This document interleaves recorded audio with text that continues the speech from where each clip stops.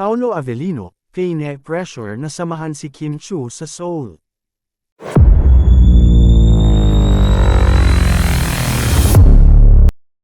Natuwa naman ako nang buksan ko ang social media app na X, dating Twitter. Lumabas kasi sa feed ko sa nasabing app ang mga post ng Kim Pao fans na sumusuporta sa movie ni Paolo Avellino na Elevator.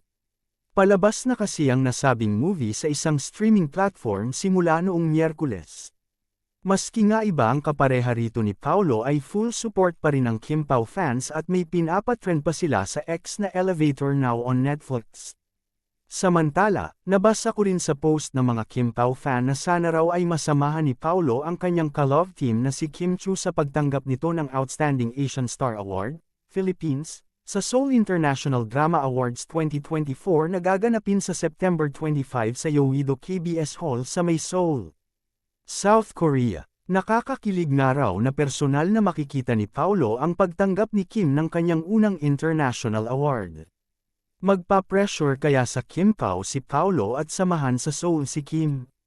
Si Kim nga pala ang nanguna sa naganap na online poll para Outstanding Asian Star Award, Philippines, habang pumangalawa naman si Paolo na nominado rin para sa kanilang series na Linlang.